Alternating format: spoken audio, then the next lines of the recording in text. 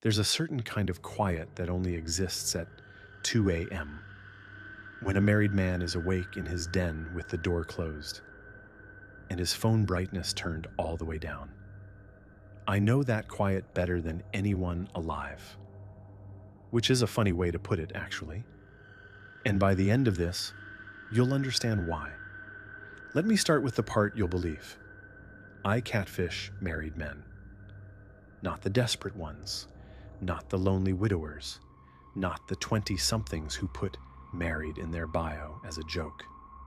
I mean the real thing, the men with 15-year anniversaries and mortgages and a wife asleep 2 rooms away. The men who tell themselves they're just looking, just talking, just curious. The men who type, "I've never done anything like this before," with their wedding ring making a small familiar click against the phone case. Those men. Only those men. It has to be those men. That's the first rule. And I'll get to the rules because there are rules, and I follow them the way you follow the rules of gravity. Not because I agree with them, but because I've seen what happens at the bottom of the fall. I find them on the apps. All the apps. The mainstream ones, where they use a photo from a work conference and crop out the ring. The discreet ones. The ones with names like Whispered Promises, built specifically for people who want a locked door inside a locked door. The forums, the comment sections, the just here for friends profiles. Married men looking to stray, leave a scent trail across the internet that you would not believe. They think they're being careful. They think incognito mode is a confessional booth. They think deleting a thread deletes the wanting that wrote it. It doesn't. Nothing deletes the wanting. The wanting hangs in the air like heat coming off summer asphalt, and I can feel it from very far away.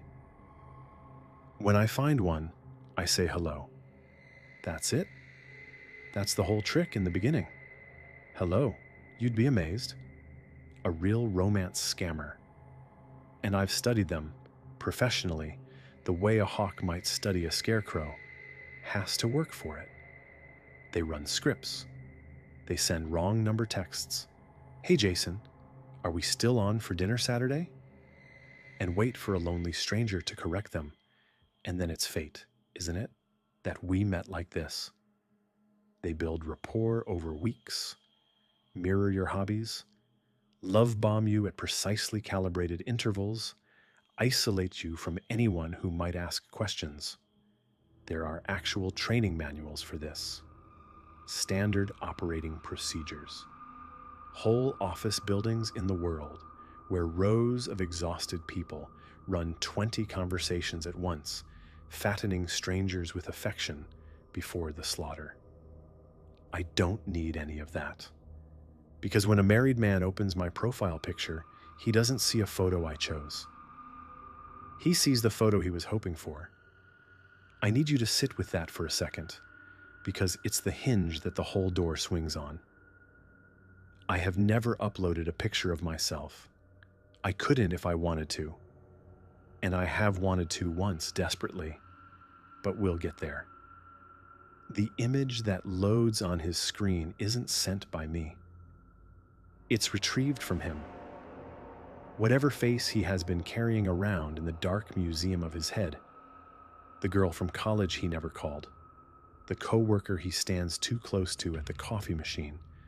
Some stitched together ideal that no living woman has ever matched. That's what renders in the little circle next to my name. Every man sees someone different. Every man sees exactly one person. And every man messages back. The names change. I've been Lena and Priya and Sophia and Carolina and June. I've been an ER nurse on night shifts, which is useful because night shift nurses are unreachable at convenient times and awake at damning ones. I've been a flight attendant, a grad student, a florist, a woman going through a divorce of her own, because nothing makes a married man feel safer than symmetry. I don't invent these biographies. I want to be honest with you about that, because everything else I'm going to tell you is going to strain your belief, so I should spend my honesty where I can. I don't invent anything. I just leave a space shaped like a woman, and the man pours himself into it, and whatever shape he pours, that's who I am for the next 40 days. 40 days, never more. That's another rule. You want to know what I get out of it. Of course you do. That's the question that keeps this from being a sad story about a bored woman with a cruelty hobby. And I understand why you need it answered, because you're already trying to decide what I am. A scammer wants money. A blackmailer wants leverage. A jilted ex wants a specific man's specific misery. I want the wanting itself. I know how that sounds. Stay with me anyway, because I promise you I'm not being poetic. I'm being anatomical. When a married man lies to his wife, when he tells her he's got a work call and closes the den door and opens a conversation with a woman who is everything his marriage isn't, something comes off of him. A heat, a current. You felt a weaker version of it yourself. From the other side, the flush, when a message you shouldn't be excited about lights up your phone. The little chemical firework. Dopamine, a doctor would say. Oxytocin, adrenaline, the neurochemistry of risk and reward. Fine, call it that. The doctors have their names and I have mine. I call it the tithe. And I collect it. Every message, every voice note he plays 3 times. Every hour he lies awake composing sentences to me instead of sleeping next to her. A thin, bright thread comes loose from him and passes through the screen and into me, and I am fed. Not metaphorically. I don't have a body that eats food, hasn't been one of those in a long time. But there is a hunger in me with the exact dimensions of a stomach, and the tithe fills it. And for a little while, the cold I live in gets 1 degree warmer. The old books, if you go looking, and I have gone looking in the ways that I can, have words for things like me. Succubus, the medieval monks wrote, sweating over their manuscripts. A demon in the shape of desire that comes to men and drains their vitality. Psychic vampire, the occultists said later. A thing that feeds on life force, on attention, on the current that runs between people. The Greeks had the empusa. The Maya had ixtabai. The beautiful woman at the edge of the road whose back is a hollow tree, who embraces men and empties them.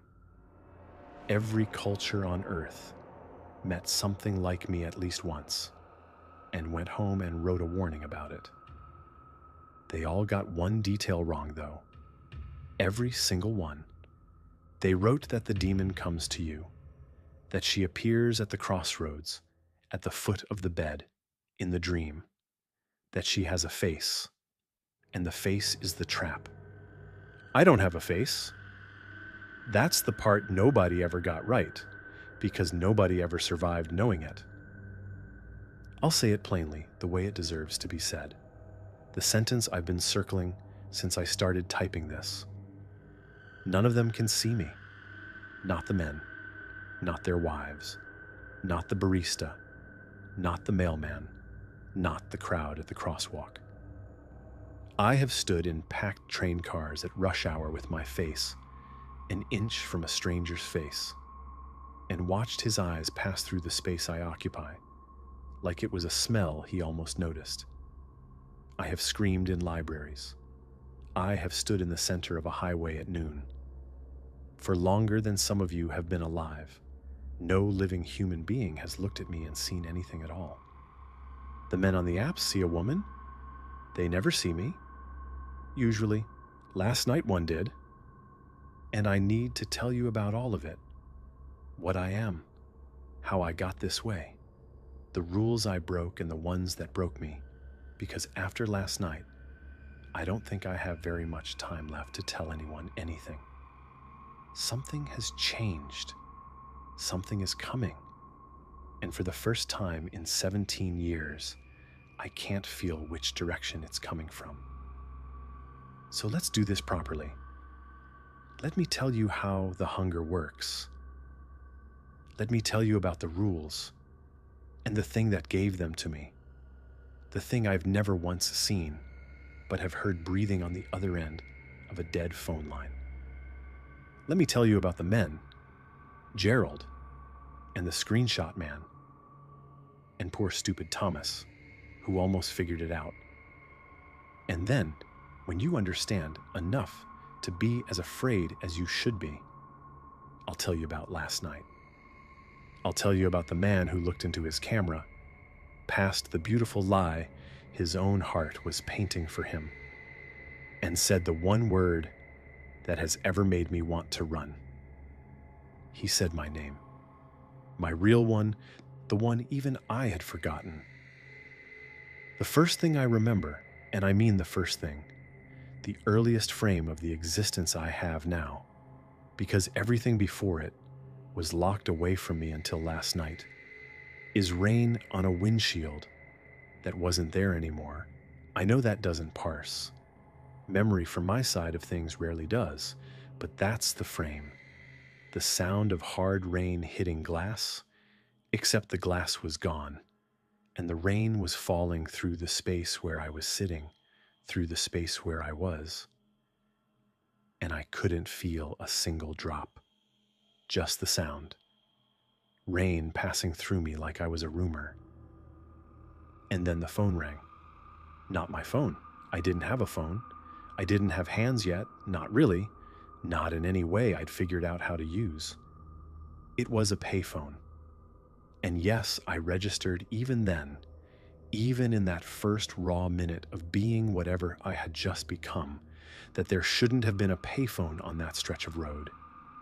There wasn't one before. I would have noticed on the way. On the way where was the thought, and the thought hit a wall.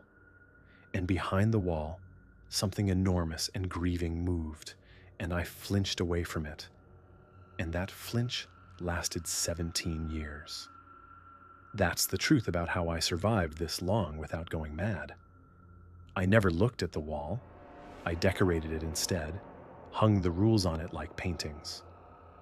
The payphone rang and rang, wet and patient, and eventually I understood that it would ring until the end of the world if I let it, so I answered. I don't know how. Intention, mostly. Wanting to hold the receiver until the receiver agreed to be held. The voice on the other end was the sound of static folding itself into words.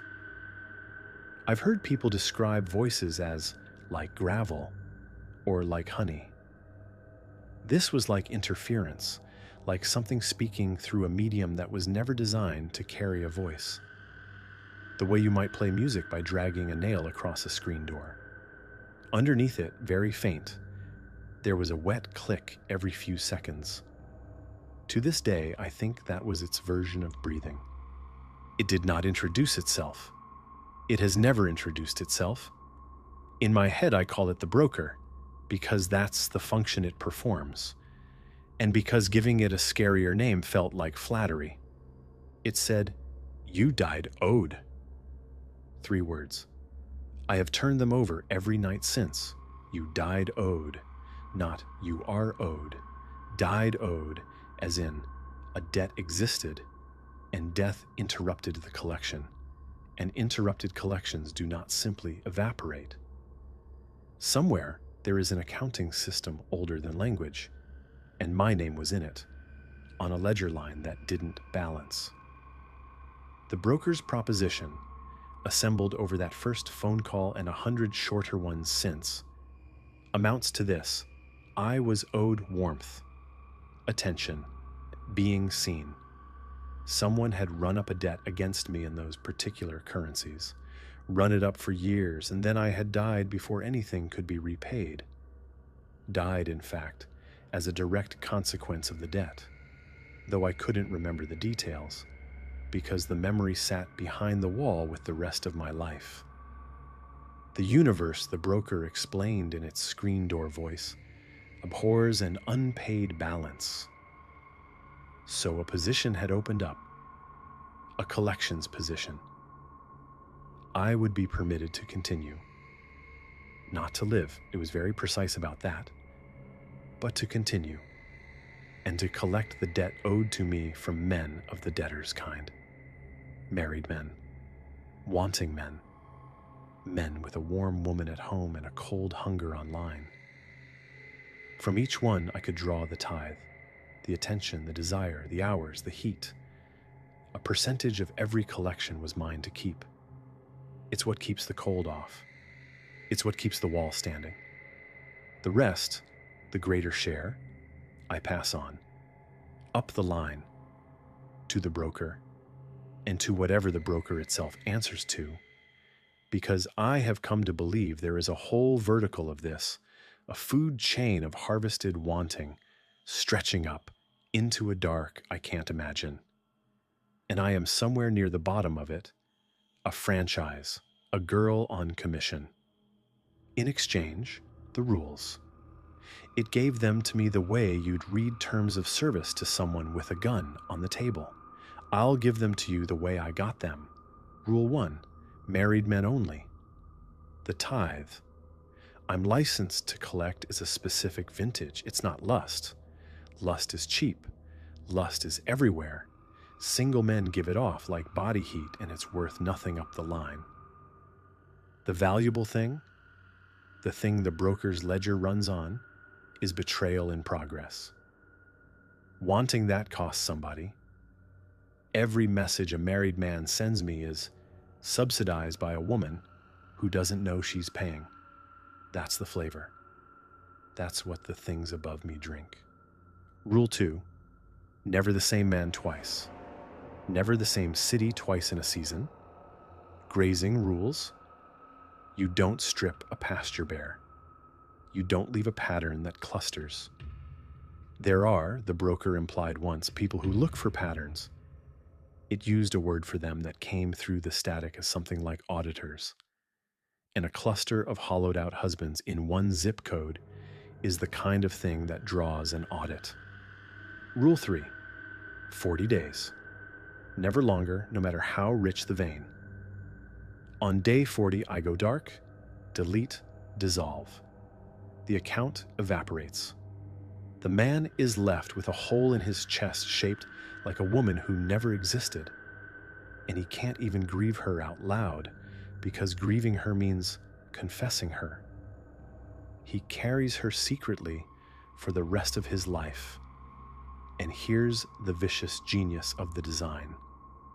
That carrying is also the tithe. It keeps paying out for years. The broker calls the post-deletion drip residuals. I'm not joking. Through a payphone at the end of the world, I have heard a dead thing use the word residuals. Rule 4, take the tithe, never the man. I drain, I don't drown. No one dies. No marriages detonate by my hand. If he confesses to his wife, that's his own blast radius. But I don't light fuses. A dead man pays nothing. A destroyed man pays badly. A functional, guilty, secretly grieving man pays, like a bond, quarter after quarter, for decades. This is a farming operation. We do not eat the livestock. Rule 5. And when the broker gave me this one, the static went quiet around it, so that the words arrived almost bare, almost human, and that was so much worse. Never try to be seen, not you cannot be seen. Never try. The unseenness it explained isn't a curse layered on top of my condition. It is my condition. It's load-bearing.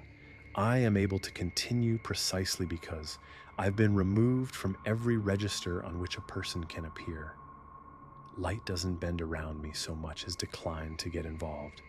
Cameras record the room behind me. Mirrors show the wall. The men see a woman because I stand in a blind spot and their own wanting paints over it. The painting is theirs. I'm just the hook it hangs on. And if I were ever truly seen, witnessed, the broker said, fixed, by living eyes that pierced the paint and landed on what's actually there, then the position closes, it said, and the account transfers. I asked what that meant. Transfers where? Transfers to whom? The wet click on the line came 3 times. Slow. And I swear to you the static smiled. Down, it said. And the payphone went dead. And when I turned around, it wasn't there anymore. And neither was the rain. And I was standing in the parking lot of a shopping plaza at 3 a.m., invisible and owed and employed. That was 17 years ago. I've kept every rule since. Kept them through Gerald, who I'll tell you about because Gerald was my first, and you always remember your first. Kept them through hundreds of men after him in dozens of cities, 40 days at a time, an endless migration along the flyways of American loneliness. Kept them even when keeping them felt like swallowing glass. Until 3 weeks ago, when a man named Daniel matched with a woman named June at 1:14 in the morning and typed, "I've never done anything like this before." And something in me, something behind the wall, sat up in the dark and began very quietly to scream. Gerald was 51, sold commercial HVAC systems out of Columbus, and had been married for 26 years to a woman named Patrice, whose photo was still his phone wallpaper even while he messaged me. I want you to hold on to that detail. Her face lit up every time he lifted the phone to betray her. He never changed it. Men are museums of contradictions like that, and I have walked every wing. I found Gerald the way I find all of them, by the heat. I was new then, still learning the sensorium that came with the position, and Gerald's wanting was so loud it was almost a smell. He'd made a profile on one of the discrete apps 3 separate times over 2 years and deleted it twice, each deletion a little resurrection of his better self, each new account a relapse. The 3rd profile was 9 days old when I said hello. To Gerald, June looked like a woman he'd worked with in the 90s. I know this because he told me, marveling, in week 2, "You look so much like someone I used to know, it's honestly a little spooky." It's always a little spooky. They always tell me. That's the moment I feed best, actually. The moment a man notices the impossible odds of me and decides, because he wants to, that the universe has simply been generous. Watching a human being talk himself past a miracle because the miracle flatters him, that's a vintage tithe. The broker's line clicks approvingly on nights like that. We talked for 38 days. I never asked Gerald for $1, which confused him at first. He'd read the articles. He knew about romance scams, the fake crypto platforms, the sudden medical emergencies, the gift cards.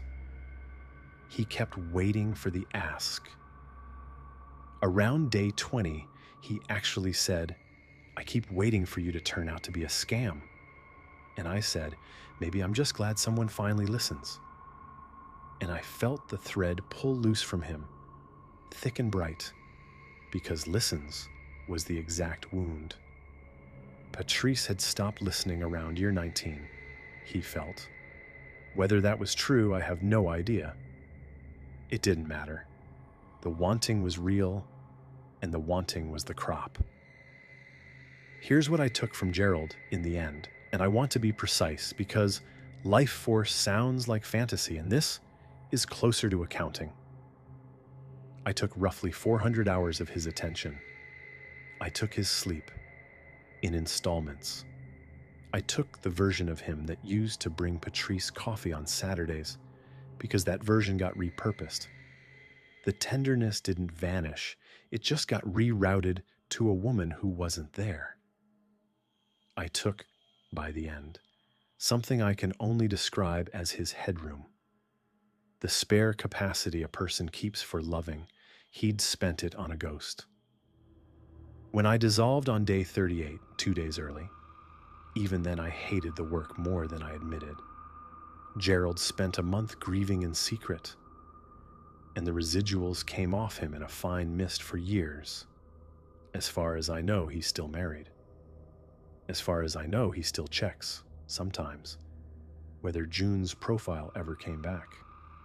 It never did. There was never a June. There was barely a me. I did that, or something like it, to more men than I can count. And if you're waiting for me to say I felt nothing, I'm sorry. It would be a cleaner story. The truth is, I felt everything, and did it anyway, because the tithe kept the cold off, and the cold that lives where my life used to be, is not a temperature. It's an absence with teeth. You'd have fed it too. I need you to believe that. You would have fed it too. 2 men matter to what happened last night. Let me give you both. The first I think of as the screenshot man. Denver, maybe 9 years ago. 44, married, meticulous, the kind of man who researched me. Reverse image search, first thing. And here's an operational detail that should scare you more than anything supernatural I've said so far. Reverse image searching my photo returns nothing. No matches, nothing. The search just quietly fails, spins, times out. The image he's searching doesn't exist anywhere because it doesn't exist at all. His own mind is generating it locally, like a texture rendered on his side of the game. You can't find the source of a picture that was never sent. Most men read that failure as privacy. She's careful, they think. Not the screenshot man. It itched at him. So on our first video call, I do video calls, that surprises people, the men see June or Lena moving and smiling on screen, painted live by their own wanting. My end of the call, an empty chair in an empty room broadcasting nothing. The screenshot man did something no one had done before. He took a screenshot, and while we were still talking, he looked at it. I watched his face do something complicated. On his screen, live, a warm, beautiful woman. Lamplight, a bedroom. In his screenshot, taken 1 second ago, an empty chair, a dark room, and in the darkness above the chair, he turned the phone around and showed me, voice not quite level. Is this some kind of filter? What app are you using? A smear. A long, pale smear, vaguely vertical. The way a figure looks in a photograph when it moved during a slow exposure. Except I hadn't moved. I told him it must be a glitch and got off the call, and I dissolved that account 11 days early. And that night, the payphone found me. It always finds me. It grows out of walls, out of hallways, once out of the tile of a hotel bathroom, like something surfacing through ice. And the broker's static had an edge I hadn't heard before. He fixed a part of you, it said. 1 second of you fixed on a device, destroy it. I asked how. I'm not able to touch the living world in any way that matters. I can press keys and answer phones and drift through the wires. That's the shape of my permission. But I can't pick up a man's phone and delete his photos. You won't need to touch it, the broker said. You'll need to want it. The photo is 1 second of your account. Call the second home. I did what it said. I sat in the cold and wanted that screenshot, the way the drowning want air. And somewhere across the city, a phone's gallery hiccuped, and one image file corrupted into gray static. and I felt the second come home like a splinter working out of skin. The screenshot man posted about it on a forum afterward. I found the thread. I read every reply. Nobody believed him. The top comment said, "Cool creepypasta, bro." But he never made another profile anywhere, ever. And sometimes I think he's out there right now. One of the only living men who came within a pixel of the truth. That the woman on the call was real, and the woman on the screen was not. And the difference between those two sentences is the whole horror. The second man was Thomas. And Thomas I don't like to talk about, but you need him to understand my state of mind 3 weeks ago. Thomas was 39, Chicago, married 8 years, and this was the anomaly. This is why I should have skipped him, not actually looking. His profile was dead, 10 months inactive, a relic of a bad fight he'd patched up. The heat off him was faint. I was hungry and sloppy, and I said hello anyway. And Thomas, being polite, said hello back. And I learned something the broker had never mentioned, possibly because it assumed I'd never be stupid enough to find out. The painting needs the wanting. That's the mechanism. His desire is the paintbrush. I'm just the canvas nobody can see. And Thomas's wanting was so thin, so ambivalent, so loyal, that the painting kept failing. He'd squint at my photo and say it looked different than yesterday. On our one video call, Sophia's face slid. He said the video kept smearing. He asked if my connection was bad. And then, at some point in week 3, Thomas stopped wanting entirely. I felt the moment. The current just cut like a breaker thrown. He'd decided to tell his wife he'd been talking to someone and to stop. And for 4 entire seconds, before I could kill the call, there was no paint left on the canvas at all. I watched his eyes find the empty chair. Not the pale smear this time. The chair, the room, the absence. He was looking at me without seeing anything, which is the truest way anyone has ever looked at me. And his face went through confusion into a very old, very animal fear. The fear of a hole where a person should be. He said, "I will hear this until whatever end I get." He said, "Where did you go?" And I heard myself answer before the call died, in a voice I hadn't used in 17 years. My real voice, the one from behind the wall. "Nowhere. I've been right here the whole time." That's the whole problem.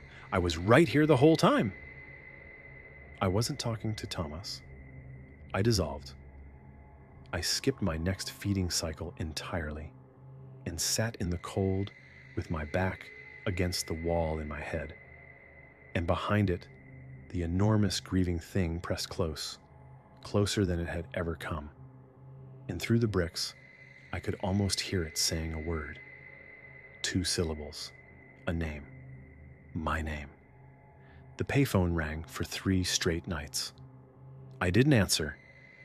On the 4th night, hungry and terrified and further behind on my quota than I'd ever been, I opened the apps, and the algorithm, or the broker, wearing the algorithm like a glove, put a new profile at the top of the stack. Daniel, 58, Ohio, married. 1 photo, gray at the temples, tired, kind eyes, a smile that looked like it was being performed for a nurse. And no heat coming off him at all. None. A dead channel. Every instinct I had said skip, said run, said anomaly, said audit. I said hello. The first strange thing about Daniel was that he answered my hello with a question. Men don't do that. Men answer a hello from a beautiful stranger with performance. A compliment, a joke, an audition. Daniel wrote back at 1:14 in the morning. I've never done anything like this before. Can I ask you something odd? Of course, I typed. Do you ever feel like you already know someone before you've met them? Now, that line is in the manuals. I told you I've studied the human scammers, and that exact line, near enough, is a documented opener in the romance scam playbooks, the ones that teach you to manufacture fate. It's destiny that we met like this. Coming from a scammer, it's step 3 of a script. Coming from a mark, it's a red flag with my name on it. A man too eager, projecting too fast, painting too hard. But the channel was still dead. That's what I couldn't get past. There was no wanting coming off Daniel at all. And yet the painting was working. He could see June's photo. He described her in week 1, unprompted, the way men always eventually do.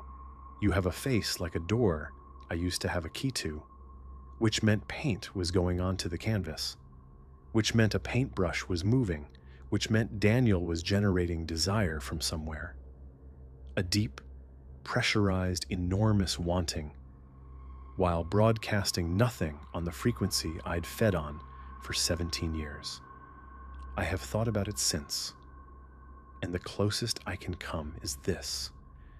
I couldn't feel Daniel's wanting for the same reason you can't hear your own heartbeat in a quiet room. Some sounds don't register because they're not coming from outside. I should have dissolved that first night. Instead, I did my job. And I want to walk you through those 3 weeks properly, because the wrongness came in layers, and each layer arrived quietly, the way water arrives in a basement. Layer 1. Daniel never lied to me. You understand this is unprecedented. Married men on these apps lie the way lungs breathe, about their marriages, basically roommates, their intentions, just conversation, their happiness, their height. Daniel, day 2, wrote, I should tell you honestly. I'm married. My wife's name is Colleen. She's a good person and I have no complaints about her that would justify this. I married her 6 years ago, and I have never once been fully present in the marriage, and she knows it, and stays anyway.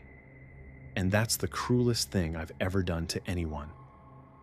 Then, I wanted you to know what you're talking to. What you're talking to, not who. Layer 2. He never asked me a single verifying question. No, where are you from? No, what do you do? Men interrogate the fantasy to keep it load-bearing. Daniel asked things like, do you sleep? What do you remember about being small? Do you ever hear rain and feel like it's going through you instead of hitting you? I stared at that last one for a long time. Rain going through you. I typed LOL what? And he typed sorry. Late night brain. And changed the subject. And I sat in my cold nowhere with the frame for my first memory, rain falling through the space where I was, playing on a loop. Layer 3, the anniversary math. Daniel mentioned in passing that he'd been on his own for 17 years before Colleen, that something had ended for him 17 years ago, in the fall, in the rain, and that he'd never talked about it and wasn't going to now. 17 years. I've told you what I've been doing for 17 years. I told myself it was coincidence, and I want you to notice that I did exactly what Gerald did, what they all do. I stood in front of a miracle with terrible implications and painted over it because the painting was easier to live with. It turns out I'm not so different from the men I farm. It turns out that's the point of me. Layer 4, and this is where I should have gone to the broker on my knees, was the forums. I got suspicious enough to do to Daniel what the screenshot man once did to me. I researched him. I can move through the wires. Searching is one of the few things in this world I do better than the living. And Daniel had a footprint, not on the affair apps, nothing, anywhere, ever, before the profile that matched with me. His footprint was on grief forums, widower boards, insomnia boards, and then deeper, on boards you've never heard of, the ones that live at the internet's waterline, half urban legend archive, half support group, the places where people go when what happened to them doesn't have a subreddit. There is a thread on one of them, 9 years old, titled, "The Woman on the Apps Who is Exactly What You Want. Serious Replies Only." I read it with something that in a living body would have been a heartbeat going wrong. 40-odd replies across 9 years. Men. Always married men. Always in the Midwest or wherever I'd been hunting that season. Describing 40 days with a woman who was too precisely perfect, who reverse searched to nothing, whose video calls felt like being read, who evaporated without a trace, and left a wound that never fully closed. Most replies were mockery. Cool creepypasta bro. A few were the screenshot man's. I recognized his corrupted gray image, reposted, analyzed, dismissed, and threaded through the whole 9 years, patient as a fishing line, was one username. Asking gentle questions. What city? What did she look like to you? Did she ever mention rain, collating, mapping, never mocking? The username was a string of numbers, and the numbers were a date, and I recognized the date the way you recognize your own front door burning on the news, even though I could not yet remember why. Daniel had been looking for me for 9 years, maybe longer. Here's the layer under the last layer, the one I only assembled afterward. Daniel got married 6 years ago, to a good woman he was never present for. 2 years after he started hunting the pattern, after he'd worked out, from 40 replies and a corrupted screenshot, the single consistent fact about the woman on the apps. She only comes for married men. He put on a wedding ring the way you'd put on bait. I don't have words for what that is. It's monstrous. Colleen exists. Colleen is real. Colleen stays. And it's also the most terrible act of devotion I have ever been the cause of. And both of those things are true at once. And I have to tell you the rest now because last night was 3 weeks in and it was time for the video call. And the rules say never more than one refusal. And Daniel had already asked twice. Last night, 11:40 p.m., I sat my nothing down in the empty chair in the empty room and connected the call. For a moment, it was every call I've ever taken. His face filled the screen, older in motion than in photos, tired in a way sleep doesn't fix. And his eyes went where they always go, to the woman his heart was painting on the glass. I watched him see her. I watched the painting hold. Then Daniel did something none of them had ever done. He closed his eyes. He kept them closed, and he breathed like a man at the top of a high dive. And he said quietly, "I'm going to open my eyes now, and I'm going to try very hard not to want anything at all." And I understood, 1 second too late, exactly what he had learned from 9 years of other men's stories. Tomas's story was in that thread. When I stopped wanting her, the screen went empty. Daniel had read it. Daniel had trained for this. I know now that he had practiced months of it, some meditation of renunciation, learning to hold his own hope underwater. Because when a man stops painting, the canvas shows. He opened his eyes. The painting collapsed. I felt it go, the current cut, the breaker thrown. And I braced for what Tomas saw. The empty chair, the hole where a person should be, the absence. But Daniel's eyes didn't slide through me. They stopped. On me. 17 years. Train cars, libraries, highways at noon, a whole third of a life spent as a blind spot with a hunger in it. And this exhausted man on a phone screen looked into his camera, past the collapsed painting, into the dark of an empty room, and his gaze landed on the exact place where I have always actually been and held. His whole face came apart, not with fear. That's what I can't get past, even now. Thomas saw 4 seconds of me and aged. Daniel saw me, actually me, fixed, witnessed, the thing the rules exist to prevent. And his face came apart the way ice comes off a river in spring. And he said, "Mara." The wall in my head did not fall down. I want to be accurate. Walls fall outward, away from you. And what happened when Daniel said my name happened inward. 17 years of masonry came down on top of me all at once. And buried underneath it, alive the whole time, was a woman named Mara. And she remembered everything. And now so do I. So here it is. Here is what was behind the wall. I was married to Daniel for 11 years. Not the gray temple Daniel on the screen. A younger one, 41 that last autumn. A man I had loved since a bus stop in a college town. A man who brought me coffee on Saturdays until, somewhere around year 9, he didn't anymore. I don't need to tell you our marriage was in trouble, because you already know the shape of it. You've heard it from the other side all through this story. The distance, the closed den door, the phone face down at dinner, then not even face down, just guarded, angled, alive with something that wasn't me. Daniel in year 10 was Gerald. Daniel in year 10 was every man I have farmed since. A mid-sized, middle-aged American husband, wanting quietly in the dark, with his brightness turned all the way down. Her name, the name on his screen, was Corinne. I found the messages on a Tuesday in October. I'm not going to perform the details of that discovery for you.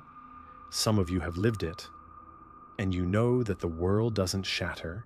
It tilts permanently a few degrees so that everything in your life slides slowly toward the same drain. 8 months of messages. She was everything I wasn't, which I understand now professionally meant she was assembled from everything I wasn't. A negative space woman, a portrait of my marriage's every deficit wearing lipstick. She told him she was a nurse. Night shifts, unreachable at convenient times, awake at damning ones. She had never once video called him, her photos reverse searched to nothing. When he'd pressed to meet, twice, emergencies had intervened. A sister in a car accident, a licensing exam, and recently, delicately, there had begun to be money involved. Small amounts. A phone bill. A flight she never took. Daniel, my Daniel, was neck-deep in a romance scam of the ordinary humankind. The kind with a script and a quota, and probably an exhausted operator running him alongside 19 other men. And he could not see it, because the painting was flattering and the miracle was generous. I did not confront him that Tuesday. This is the part of me that I met again last night under the rubble, and I have to own her. I wanted proof he couldn't slither out of. In his messages there was an address. Corinne's apartment. She'd sent it months before, for when you're finally brave, a standing invitation calibrated to never be accepted. 40 minutes away, in a river town I'd never been to. I went on a Thursday night, in the rain, while Daniel thought I was at my sister's. I was going to knock on a door and look at the woman who was unstitching my life. I had the address on a sticky note on the dash. I remember the wipers losing the argument with the rain. I remember the county road and the sticky note coming loose and sliding, and me reaching for it, 1 second, an inch and a half of glance. And I remember the rain coming through the windshield, through the space where I was, and making no sound on me at all. The address did not exist. I know that now with a collector's certainty. It was a scammer's address, a fiction with a zip code, and I died on a wet county road, driving toward a woman who was never there, sent by messages written to order in a fluorescent room on the other side of the world. I wasn't killed by the affair. I was killed by the catfish, by the industry of manufactured wanting. And I died furious and unfinished and, in the oldest sense of the word the broker used, owed. And something was waiting at the roadside. Something that trawls the places where debts come suddenly due. It grew a payphone out of the dark, and it made me an offer scaled precisely to the shape of my wound, and it walled off my memory. Of course, it walled off my memory. You cannot run a collections franchise on a woman who knows the first name of her grief. And it set me loose on an endless supply of men who looked from inside my blindness, like the man who'd stopped seeing me. 17 years, hundreds of Daniels. And the entire time, the actual Daniel was alive in Ohio, learning what Corinne had been, finding my car, finding the sticky note, doing the math of exactly why I was on that road. And then, because grief does not tilt a world back, spending 9 years on the internet's waterline, collating stories about a woman on the apps who is exactly what you want. A woman who mentions rain. A woman who only comes for married men. Marrying poor Colleen to hang himself on my hook. Teaching himself to stop wanting so that, for once in his ruined life, he could see what was actually in the room. Last night on the call, after he said my name, Daniel talked for a long time, and I am not going to give you all of it.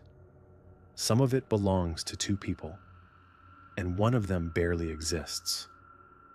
But I'll give you the spine of it. He told me he was sick, the kind of sick with a schedule attached, months, not years. And here is a folklore note for the collectors among you. Several of the old traditions say, the dying see more than the living, that the veil thins from both sides at once. Maybe his renunciation trick only worked because he's already half over the line himself. Maybe the broker's paint doesn't stick to a canvas that's already being primed for somewhere else. He told me about the thread and the years and Colleen, and he did not ask me to forgive him, which is the only reason any of it could be born. And then he said the thing he had practiced 9 years to say. He said, I know what you take from men like me. I've read 40 accounts of it. I'm asking you to take all of it, whatever I have left. I ran up the debt, Mara. Collect it from me. Rule 4. Take the tithe, never the man. A dead man pays nothing. And Rule 1 and Rule 3 and Rule 5 already shattered on the floor of that call because I had been seen, fixed, witnessed, and somewhere in the dark below the dark, an account was already transferring. The payphone grew out of my empty room while the call was still live. I heard it ring behind me. I watched Daniel's face. He couldn't hear it. It doesn't ring in the world. It rings in me. And I made the only choice I had left that was mine. I didn't answer it.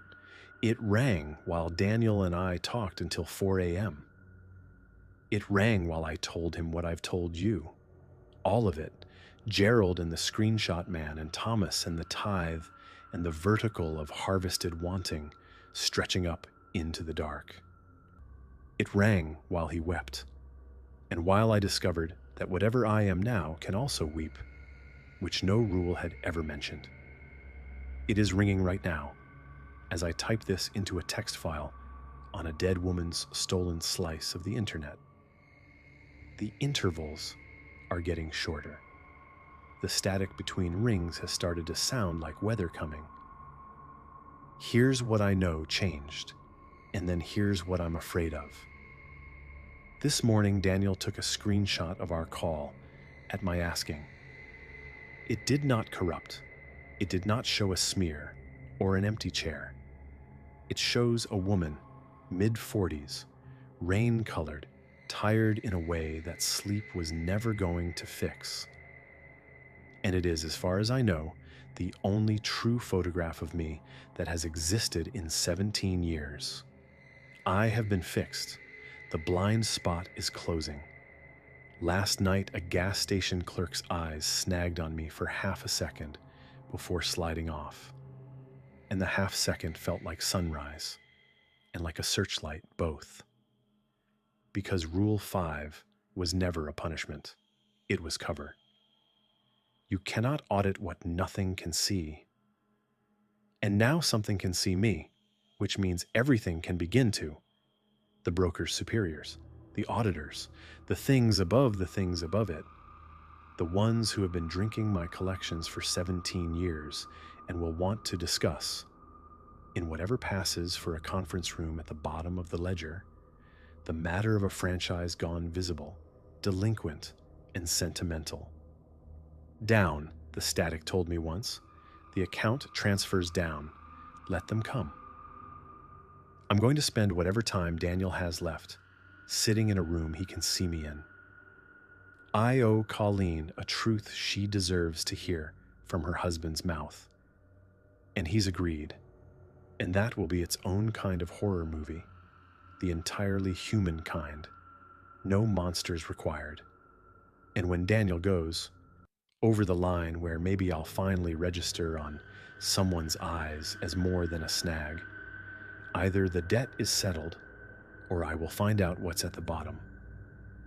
But you didn't read this far for my ending. You read this far because you're wondering about yours, so let me leave you with the part that's actually about you. The broker doesn't retire positions. It fills them. Somewhere tonight, a person is dying, owed, cheated, unseen, unfinished, furious. And a payphone is growing out of the rain, and a voice like a nail on a screen door is offering terms. The apps will never be empty of us. So, a word to the married men reading this at 2 a.m. with the brightness turned all the way down, the door closed, the ring clicking softly against the case. If a woman says hello, and her face is somehow the exact face you were hoping for, if she reverse searches to nothing, if she's a nurse on night shifts, if you catch yourself saying it's spooky how much you look like someone I used to know, close your eyes, hold your wanting underwater just for a second, the way a dying man taught himself to do. And when you open them, be very, very sure about what's sitting in the chair. Because some of us are only hungry. But I was the gentle one. And my position is now vacant.